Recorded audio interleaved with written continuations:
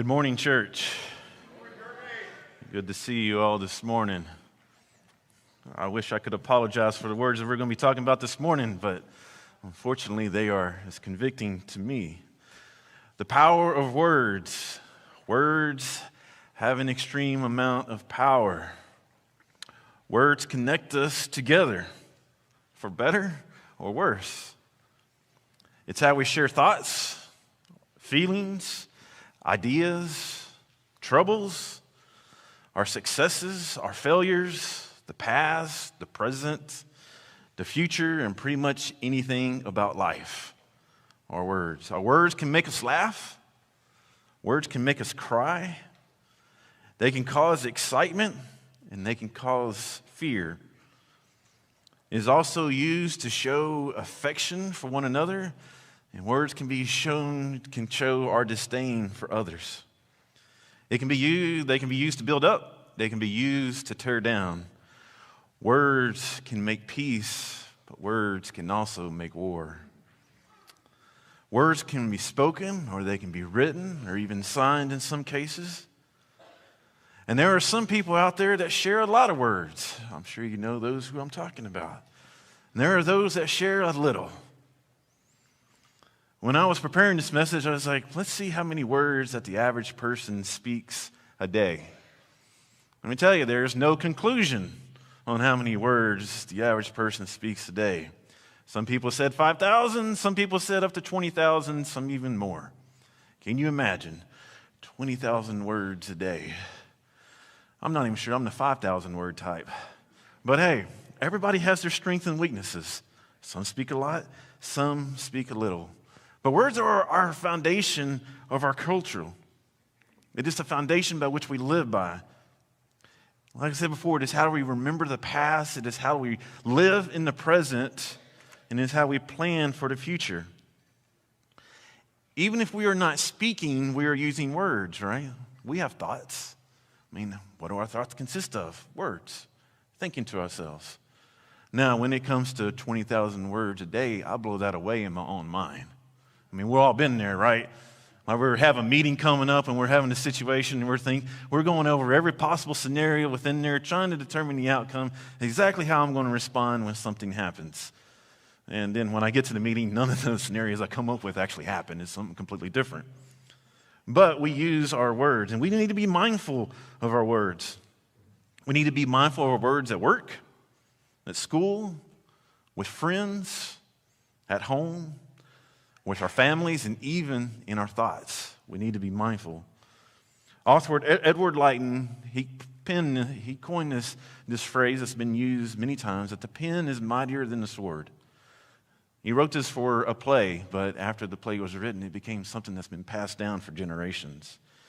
In many ways, words have more power than any force or violence. Words can cut deeper than any sword. Let me tell you, and words can leave a wound that lasts a lifetime. As Christians, we are called to mind our words, are we not? We need to be careful how we use our words. We need to be careful about what we say. In James 3:6, he says, "In the tongue is a fire. The tongue, a world of unrighteousness, is placed among the parts of the body.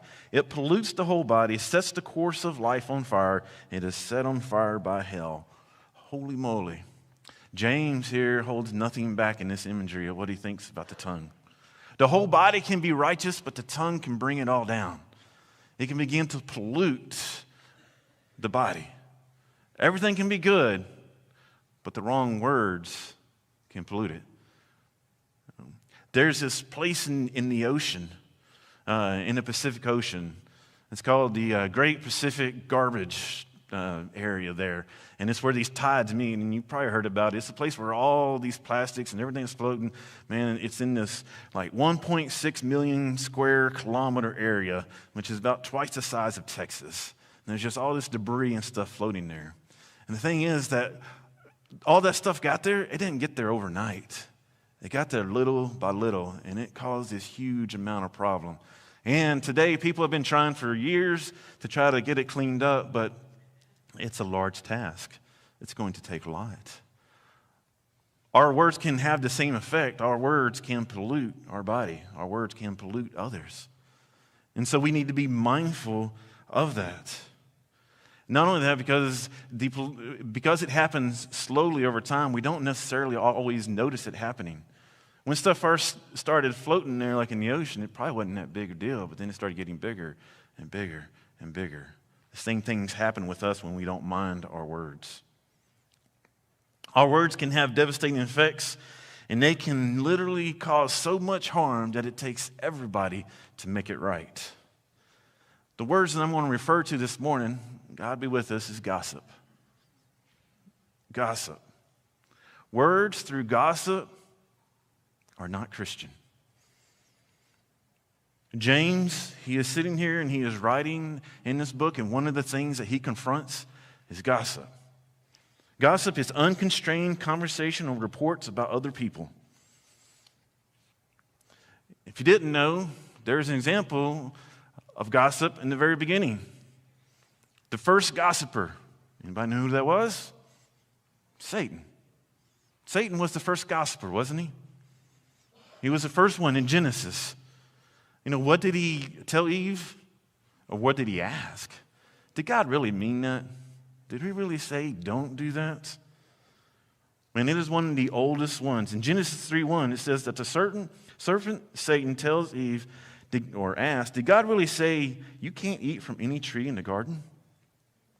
Now you see that Satan here is very convincing. He doesn't come just straight out and say, go eat of that tree in the middle there. Because God, he told Adam and Eve what? You can eat of any tree, any fruit from any tree within the garden except for one. That's what he told them. Right? So Satan comes along. He doesn't just say, go eat that fruit there, you'll be fine. No, he first gets them to question themselves. Did I hear God right? Did I hear him right? And what ends up happening? We know what ends up happening. Eve takes a bite, gives it to Adam. Adam hesitates for a second, but he jumps in too. Then they both get kicked out of the garden, and we're here now. Right? They had everything. They're in the garden. They had everything that they needed, everything that they wanted, perfect life, no sin, no sickness, anything. But because of gossip and being able to change a person's mind, caused them to get kicked out of the Garden of Eden. Now, I really don't think that Satan really cared at all about Adam and Eve. He just wanted to hurt God, right? I mean, that was his goal, to take something away from God. He was mad at God, and so he wanted to take something away, so he convinced the two things that he loved most and turned them against him, made him go against his wishes. So we know the rest of the story there. Now, gossip, it happens for a reason. It doesn't just happen. Okay? There is a purpose behind it. Whether we admit it or not, there is a purpose behind it. It is oftentimes a hidden purpose. There is some hidden meaning behind what we are trying to do. And gossip has no place in the lives of Christians. Gossip, again, is just simply the repeating of sins and stories of wrong and offenses of others. It is a repeating of the sins and stories of wrongs and offenses of others. Gossip talks another down. Now, I'm not referring to talking down to somebody. I'm talking about talking another down. Meaning that if I'm talking about somebody in gossip, I am trying to lower them down and make myself higher. Because if I can lower them down, then I can feel better about myself. Right? This is gossip. It's cowardly, to be honest with you. Because gossip, where does it happen? It happens behind backs of the people that are actually being talked about. The people that are being talked about are not actually in the conversation, but they're being talked about in the conversation, but they're not there to be able to refute any claims that are made against them. It's cowardly. And just think about all the things that we see in this world with gossip. It is everywhere. It is like a poison. It is like a slow poison. Now, sometimes you have gossip that has a major impact immediately. Sometimes you have gossip that just drips. A little bit here, a little bit there, a little bit here, a little bit there. Trying to convince other people to think the way that the gossiper's trying to think. If they can sway people to think the way that they want to do, then they'll do it little by little. Have you ever noticed this? Somebody drops you like a little line. They drop you a little nugget or ask you a little question. And they're trying to get you to come in. They're trying to see, is this person thinking sort of the way that I'm thinking, or can I get them to change their mind? I'm just going to drop a little bit here, a little bit there, a little bit here, a little bit there, and get them to follow in line. And if they completely turn away from me, then I know that I can't go at them that way. Maybe I can go at them some other way. But gossip is like a poison. It happens over time. And as a person gives gossip, it changes the person that's hearing its mind. If we can get enough people to think or act the way that we do, then we can feel vindicated, right? If we can get enough people to turn on somebody else, to think bad about somebody else, then we can feel good about how we feel about that person. It's the purpose of gossip. Make you feel good. If enough people feel that way about somebody, then you're okay, right? And this happens in little groups. It happens in private rooms. It happens one-on-one. It happens over text messages, phone calls, however you want to do it. It happens all the time. Now, this morning, we're going to be looking at a very small part of James. We're going to be looking at the book of James and just give you like a little feedback. If you got your Bibles, go ahead and open up to James chapter 4. We're going to be in there, 4:11. At first, when you glance at the book of James, you look at it, it seems like kind of like a random group of thoughts. He's going from one topic to another topic. Basically, he's given a practical guide of living the Christian life, but in some ways, when you take a glance at it, it just seems like he's just going from one thought to another. But when you take the book as a whole and you look at it as context, it is a great message for how we are to live the Christian life. And he doesn't hold back whenever he's confronting things about people in the church and how they should be living. He is extremely upfront. He is in our faces. He makes no excuses for those who do not measure up. According to James, Christians should evidence their Christian walk. It's not enough to say, I am a Christian. He said there should be evidence of that. In James 2:17, it says, in the same way, faith, if he does not have works, it is dead by itself. Basically saying that if you have faith and you're not working out your faith or you're going against that faith, then your faith is worthless. Our faith is worthless if we're not living out the way that God has called us to live out. And this is what James is telling people. James contends that throughout the book of James contends that our faith should produce authentic deeds. Deeds that are in accordance with God's holy word. In other words, if those who call themselves God's people truly belong to him, their lives will produce deeds or fruit. Now, we're in James 4:11 here, and the first part of this says, don't criticize one another, brothers. You can call it James 4:11a. Don't criticize one another, brothers. Some versions say, don't slander. Some versions say, brothers and sisters. This is one of the many commands that James gives us here. And we're in this one part here because I'm hoping that we can get through just this one section of the verse. There's more to it, and you can continue on. But for this morning, we're going to be just focused in on this first little section here. Now, oftentimes you'll hear pastors and preachers and stuff get up here and they give you the breakdown of the Hebrew, the Greek, or root words, Latin, whatever have you. I'm going to start with the word don't. And in any version, don't means don't. Do not. There is no other variation of it. Don't do it. Also want to point out that he ends in brothers. In some versions, it says brothers and sisters. Right? In this part here, he's talking not to a random group of people. He's not a guest speaker at the latest conference. He is not putting on some breakout group somewhere. He is speaking to brothers and sisters. He's speaking to family, his family, which he is involved in. So he is saying, look, I'm one of you. Listen up. This is what I want you to hear. Right? Don't criticize one another, brothers. One of the most destructive ways that we can deal with other people, that we can tear people down, is through gossip. Some versions say slander. That is one of the most destructive ways we can deal with this. So what are we going to do? So what we're going to talk about this morning is that we've got to steer clear of gossip. So your first point or your first topic is we got to steer clear of gossip. And I want us to look at 3 points this morning about gossip. 3 points. First, it is incompatible. Gossip is incompatible with the Christian life. It has no place for it. Speaking down to others is simply the act of arrogant boasting. It is an act of jealousy or pride. It is an act of self-centered desires.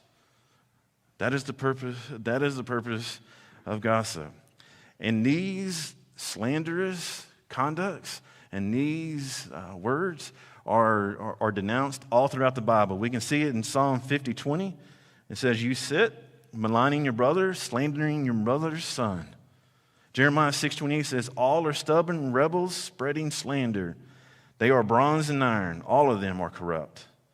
Paul says in Romans 1:29-30, Paul talks about those who don't acknowledge God for who he is. He says they are filled with unrighteousness, greed, or evil, greed, and wickedness. They are full of envy, murder, quarrels, deceit, and malice. They are gossips, slanderers, God-haters, arrogant, proud, boastful, inventors of evil, disobedient to parents. We can see Paul here, he's referring to the unrighteous people, and he's saying this is what unrighteous people do. And in there he's saying slander and gossip, it has no place. When we are gossiping, we are talking down to another to make ourselves feel better. If I can run somebody down enough, I can feel better about myself. The reality is we all know that really we're all wretched. We're all there. But if I can make somebody else look more wretched, then I can feel better about my wretchedness just a little less. We're all wretched. Some people do this so they can stand on the street corner. As the old Pharisee, stand on the street corner and say, "Thank God I'm not like this man." That is the wrong motives, what we ought not do, because gossip is incompatible with the Christian life. It has no place. We cannot serve two masters. And gossip only serves ourselves. It serves no other purpose. It does not serve God and what He has caused us and what He has called us to do. What is the second greatest commandment that Jesus gave? The first was to love God with our heart, our mind, and our soul, and the second is to love our neighbors as ourselves. Gossip does not fulfill that second commandment. It goes exactly against it. It does not serve a purpose. Gossip causes harm. So what are we supposed to do? Well, we're to encourage. Instead of discourage, instead of talking down to people, we're to encourage people. We are to build them up, not tear them down. We are to help people up. If somebody is failing, we're not to spread their sins around to tell other people about it. We are to go to that brother and help them stand up. We're to go to our brother and our sister and help reconcile them with the Lord, to provide comfort where we can, to provide a friend where they need it, to provide a truly confidant, trusted confidant, one that will not spread words about them. We are to love and not hate. Remember the old saying, if you don't have anything to say, then don't say anything at all? Mama was right. Once again, Mama was right. If you don't have anything to say good, then don't say anything at all. Proverbs 10:8 warns us, the one who conceals hatred has lying lips, and whoever spreads slander is a fool. Instead, we should be encouraging one another. As much as words can tear down, they can also be used for good as well. Hebrews 10:24-25 says, and let us be concerned about one another in order to promote love and good works, not staying away from our worship meetings as some habitually do, but encouraging one another, and all the more as you see the day drawing near. Encourage, promote love and good works. Paul says in Romans 15:2, each of us must please his neighbor for his good to build him up. Proverbs 12:18 says, there is one who speaks rashly like a piercing sword, but the tongue of the wise brings healing. God has called us to be better. The second point that I want to talk about gossip is it is undeniable. Gossip is undeniable. We are all part of it, and we have all experienced it. We have all participated in it. 1 Peter 2:1 says, so rid yourselves of all malice, all deceit, all hypocrisy, envy, and what? And all slander or gossip. James is addressing the people here, and whenever he speaks to them, he's speaking to his brothers and sisters, saying, I'm with you. I'm guilty too. We need to be doing this. He's saying that it's not if we've done this, it's when we've done this. When we do this. Don't do it anymore. Be aware. In gossip, I think we can all agree that it happens all around us. All around us, all the time, wherever we are. No matter if we're at work, if we're at school, in our communities, in our families, and in our church. It does not matter where we are. Gossip happens everywhere. All the time. For a little bit older generation, I'm saying my age and probably up, so I'm going to say older. You remember back in the days before self-checkout lines where you had to wait in the checkout line and they had and the aisles were actually longer to be able to wait in. And at the beginning there on this long section, they had all these magazines. They still got magazines, but not near as many as they used to. You remember all those things? What was the headlines on all those magazines? Gossip. Who married who? Who divorced who? Who has a kid that's illegitimate? Who lost everything? Who gained everything? Who's dating who behind whose back? Who had an affair? I mean, these things, it was just one gossip story after another. And it's in big headlines, too. And they want to get your attention. And they put some good-looking person on the front, too, just to even get your attention even more. I mean, this stuff is everywhere. All the time. It's in our face. If you don't believe me, open up social media, anything. If it's not on the front, scroll, you'll get there. It's going to be there. It is undeniable. It is around us all the time. There are companies that base their entire business model off gossip. Companies that do nothing but gossip, and they make millions, tens of millions, probably more than that. But these companies, they have based their entire content on gossip. That's what they print. That's what they talk about. That's what they publish. That's what they post. All gossip. And what do? We suck it up. We inhale it. Man, we take it all in. We see it. We're like, man, that's kind of crazy. Click on the latest headline. Get in there. Read that stuff. We want to know what's happening in somebody else's life that we've never met. Man, it is important stuff to know. Yes, it's gossip. And it has no place in the Christian life at all. And these companies, they'll pay you for it. These companies will pay money to people that can get them gossip. And if they can verify it, it's even better. And some of it's crazy gossip. Like so-and-so got abducted by aliens. Somebody had an alien baby. Something like that. It is crazy stuff what people will read. It's crazy stuff what we will read, what we will absorb. But it is all gossip. James 3:5 says, so too, though, the tongue is a small part of the body. It boasts great things. Consider how large a forest a small fire ignites. Right now, we have an extreme drought in many areas of the nation, including Texas here. One small spark, that's all it takes to create a fire. A fire that can rip through thousands of acres, people's homes, businesses, farms, ranches, cities even.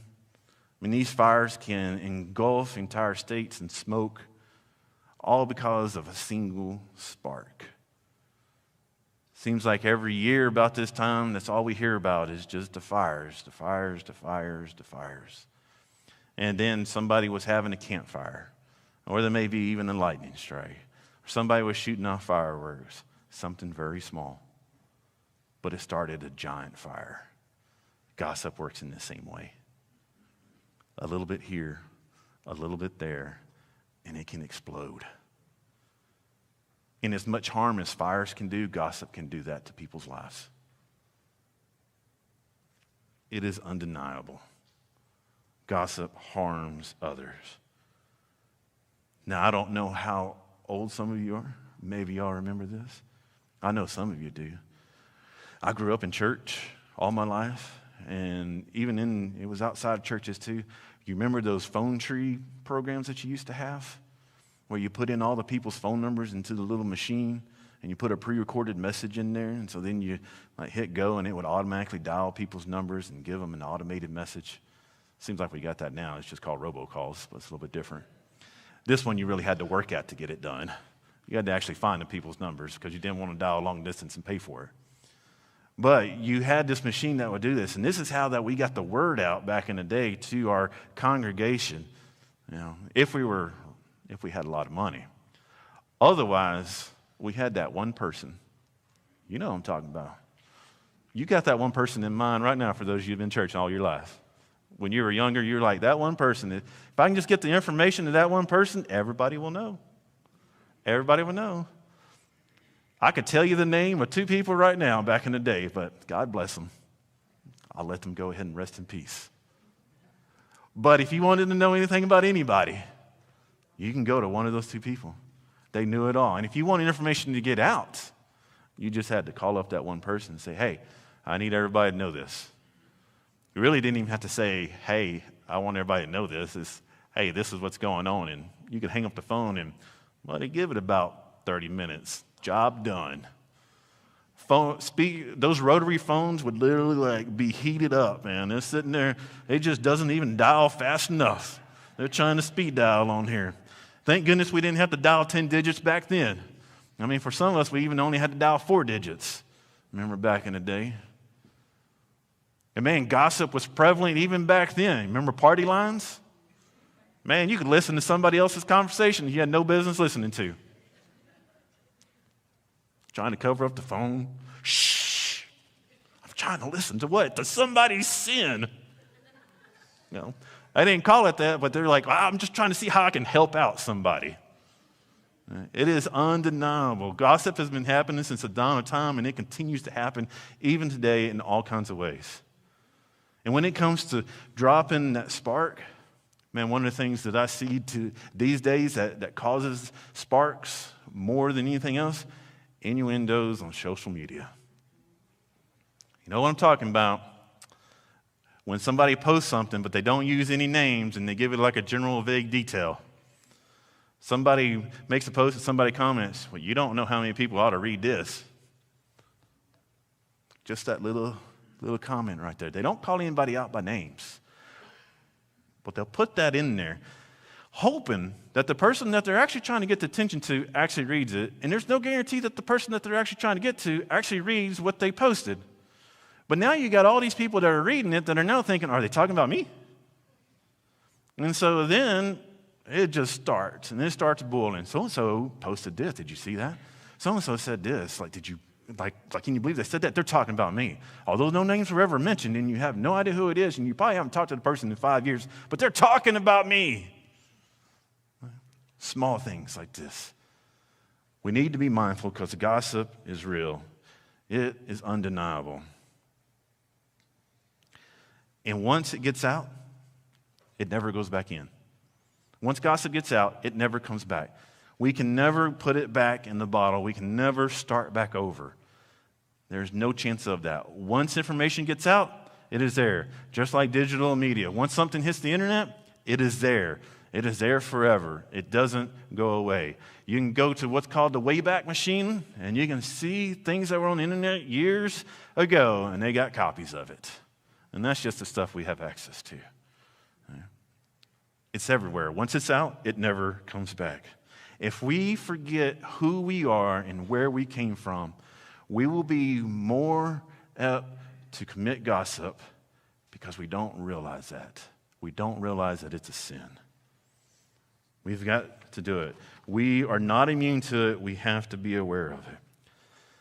And last part of this, of being undeniable, is that there are many times when we confuse nature with behavior. And we say, that's just who I am. It's just who I am. So many of us will just say, I'm just speaking truth. I'm just speaking truth. Yeah, but the truth that you're speaking is harming somebody else. That's the truth. Gossip can be the absolute truth. It doesn't have to be a lie. It can be the truth. But if it's harming another person, it's gossip. It's slandering. It's hurting somebody else. And to sit behind an excuse of, that is just who I am. No, that is behavior. We can change behavior. Nature is something different. Nature does not give us an excuse to sin. I cannot just sit back and say, oh, I just get excited about things and I just tell people about it. Oh, I'm just really concerned about people, and so I just want people to pray about it. It's just who I am. No. That is not an excuse for gossip. You cannot vindicate your sin by saying that it's nature. God has called us to be different. God has changed our nature. Our nature is to sin. That is our nature. We are called to be different. We are called to fight against it. It is undeniable. So we get to our third topic here about gossip. And what does that say? It says it needs to be gotten rid of. Sin, it needs to be gotten rid of. James 1:26 says, if anyone thinks he is religious without controlling his tongue, then his religion is useless and he deceives himself. If we can't control what we say, then what we say we believe is worthless. If we say one thing and we say things that are harmful and discouraging and tearing down, if we say those things but we also say we believe, no, it doesn't work like that. It never has worked like that. If we can't control what we say, then what we say we believe is worthless. Nobody in their right mind would ever follow or listen to a person that says they believe one thing and walk another. There's no way for that to ever work. There's no way in their right mind that person would be followed. There is no way for anybody, there's no reason for anybody to trust somebody who is double-minded, who serves two masters. It does not work. It needs to be gotten rid of. If we say we are Christ followers, then we better make sure that our talk matches up with our walk. If we are Christ followers, we need to make sure that we are walking how we talk. A steady diet of gossip is eventually going to erode our mind. It's going to create grooves in our mind. And these grooves are going to channel how we think about somebody before we ever meet them. Have you ever gone to meet somebody for the first time, but you've been told so much about them that you already have a preconceived idea of who they are and what kind of person that they are? And then after you meet them, you're kind of like, I don't know. But you still have a preconceived idea. We're all guilty of this. We've all been filled in because it's just who I am. We've all been filled in about somebody, but instead of being able to actually get to know somebody for who they are one-on-one, no, there's people out there who want to make sure that others have a preconceived idea, so hopefully they will think the way they do. It needs to be gotten rid of. Little things like gossip destroy things, even a church. There are things that destroy relationships, and they destroy our worship. Or they destroy our witness. I have never seen more people get concerned about somebody they don't know when we find out that somebody's committed a sin.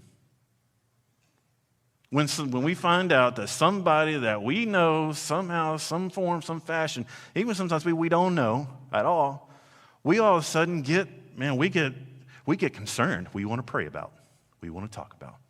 What can we do for this person? What can you do with that person? If we were so concerned about that person before, we should have been living life with that person.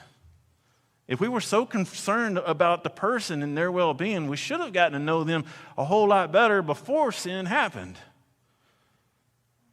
We can't just sit back and say, now I'm concerned, now like I want to do something, and my doing something is going to be gossiping. That's not the way to go about it. We can't do that. We have to keep it to ourselves. Most of the things that we hear is hearsay. It's got to be getting rid of. There is nothing to back up what they have to say. And let me tell you, when somebody gossips to you, and I want you to hear this very clearly, Whoever gossips to you will gossip about you. Understand that. Know that. If you're part of that, somebody around you is part of that, know that anything that you say is not just for their ears. It is not just for their ear. It's not just for their ears. It's not going to stay in that group right there. Whoever gossips to you will gossip about you, and you can bet everything on that. We should never report something that somebody has done that will cause them more harm, ever. So what do? If someone starts to gossip, tell them no. Tell them you don't want to hear about it. Tell them that gossip has no place. What you're sharing is gossip. What you are sharing is gossip. See what happens, man. It is greatness. Okay, I've never seen so many people backstep, backpedal, fall over their own words, start to stutter, try to figure out other things to say, and then they just say, don't shoot the messenger. Well, in this case, the messenger's wrong. Right? It's gossip. It's gossip. Right? Some will say that it's the truth, as I said before. Some will say that it's the truth, and it might be the truth, but it's harming other people. Don't share it. Some people will try to find ways to squeeze it in with you, and sometimes you realize that you're neck deep in it, and you didn't realize it was coming, but they were savvy in getting you to be part of this gossip, hear all this stuff, and then you recognize you're knee deep in it, and you're like, man, what do I do? How do I get out of it? Just stand up and say, no more. I don't need to know anymore. This doesn't concern me. This is not beneficial to me. It's not blessing me. It is not blessing you, and it's definitely not blessing the person being talked about. Stop. Enough. Make sure that whatever is being talked about, it's okay to be talked about. I don't know if y'all remember, there was a movie in the 80s. There was this long line of people, and they were standing in line to register for class, and this guy came to somebody in front of the line and said, hey, can I cut? Person said, only if you get a note from everybody behind me saying it's okay. If they want to talk about somebody, say, hey, let's go find out if it's okay if we can talk about them. Find out what happens. I know what's going to happen. Oh, no, that's okay. They're going to take a step back, and they're going to realize that, hey, you're not a place for gossip. I read a quote from an anonymous person that said, gossip ends at a wise person's ear. Gossip ends at a wise person's ear. If we are ready for it, we can stop it. Take no part in it. Man, world's after us enough. We don't need each other after us too. If we recognize it, say it. If we recognize it, say something. Do something about it. Don't just let it happen. Immediately call it out. We need to be that wise person. We need to be that wise man. We need to be that wise woman.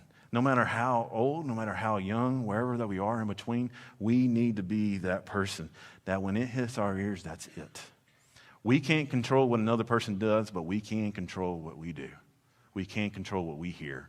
We can control where we sit. We can control what's let in. We need to stop it immediately. When you start responding like this, it's pretty amusing. You stop receiving gossip. You stop hearing those things. You start being, what some people would consider left out. I consider it joyous. I don't want to know. I don't want to know. I want to meet somebody for the first time without having a preconceived idea. I don't want to be told about everything that's going on with somebody. If that person comes to me and wants to talk, let's talk. But I don't want to talk 3 people away from the person. This isn't 6 degrees or something. I don't want to do that. I mean, it's not helping. It's not beneficial. It's not blessing. We need to recognize that, and we need to stop it. Be able to stop it, we need to make sure that we are preaching to ourselves every day the gospel of Jesus Christ, what he has told us in his word. We need to preach that to ourselves every day to avoid the sin. So what do we do now? These are not in your notes, but these are on the screen. So what do we do now? First, we got to stay on guard. We got to stay on guard. 1 Peter 5:8 says, be serious, be alert. Your adversary, the devil, is prowling around like a roaring lion looking for anyone he can devour. Gossip is all around us. It is everywhere, and Satan will use whatever means that he can to be able to get us to turn away from God, to be able to hurt others, to be able to tear everybody down. We need to have God's word on our lips. We don't need to have gossip on our lips. Remember on this, be on guard. Whoever gossips to you will gossip about you. So what else is there? The second here is we need to repent. We repent. What do we do now? We repent. I'm going to tell you that when looking at this sermon and going through this sermon, I'm not exempt. No way, form, fashion. I've had my dealings. And maybe some people may be sitting out there thinking, man, like, God's working on me. God's really convicting me this morning. God's really doing something this morning. But Satan's sitting there behind you saying, you're too wretched of a person to ask for forgiveness. Like you've gone too far. You've crossed too many lines. You can't go to that person and make it right. That's what Satan wants you to believe. But the great thing is that we can go to God with anything. We can go to God with any sin and ask for forgiveness and figure out how to make things right. We can always go to him. And the great thing is that when we have that pause of something that we're doing wrong, and I'm not saying just gossip, I'm not saying anything, when we have that pause in our life, that the Holy Spirit is convicting us of something that's going on. And Satan's trying to tell us that we can't ask for forgiveness, or that we're wretched, or that we're too far gone, we're not worth saving. That's when we get that moment. That moment to turn to Jesus. We turn to that moment. And as Alistair Begg says, the antidote of sin in our life is go back to the cross of Jesus Christ. The antidote of sin in our life is to go back to the cross of Jesus Christ. Man, that is so true. We are never too far gone for God's forgiveness. We need to repent and make it right. And lastly, I want to say, be the example. Be the example. Matthew 7:18 says, a good tree can't produce bad fruit, neither can a bad tree produce good fruit. If we're a good tree, we're doing what Jesus is called to do, we're living the life that he has called us to, then the fruits that we produce will be worthy of him. We are to be that example. We are called to be the salt and light of the earth. We are called to be different. And God has called us to be different, and we need to be different so that others can see that there is a difference between a Christian, between a believer and a non-believer. They need to see that. I'll finish up with this little tidbit here, this little story. I am blessed in my life by my father-in-law. I've known him for 25 years now, I guess. In any conversation that we've had, and we've had many, I have never once, I mean not once, heard him talk down about another person. You know, my wife was telling me, whenever I was telling her about this message, I was like, man, I don't know if I'm going to be able to finish this message. She goes, you know, thinking about that, I was thinking about my dad, my father-in-law, and she goes, I don't think I've ever heard him ever talk bad about anybody. Now, we're not all exempt, and we're not perfect. I can tell you, it's made an impression on my life. And have you ever noticed that the people that you trust the most, the people that you bear the most, are the ones that listen the most and talk the least? The ones you know that you can trust with anything that you say? Those are the ones that stick out most to me in my life. And I'm sure that's the same with you too. Be that person for somebody else. Be that person that once it goes in, it doesn't go out. There is no gossip. There is no spreading lies, truth, whatever it may be. Be different. Be that person.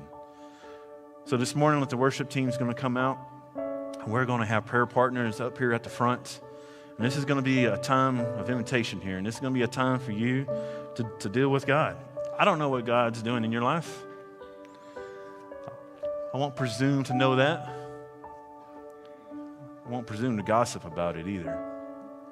Whatever God may be doing in your heart this morning, if it's a time of repentance, altar is going to be open here this morning. You can come up here and you can pray.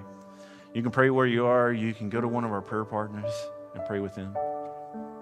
If you don't know Jesus Christ this morning, if you've never felt that peace, that hope, when all things seem at their worst, when it seems like this is all that is in the world and that everything looks bleak, and I want you to know there's hope.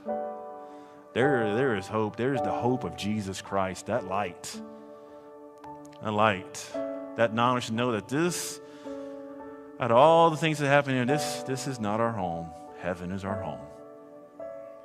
And one day we'll be in a place where gossip doesn't reign, where there are no more sins, where there are no more hurts. We will be with Christ in glory. If you don't know Jesus Christ today, man, come talk to me, come talk to one of these prayer partners, and we'd love to share the good news of Jesus with you. Let's all stand this morning, and as we stand, let's sing.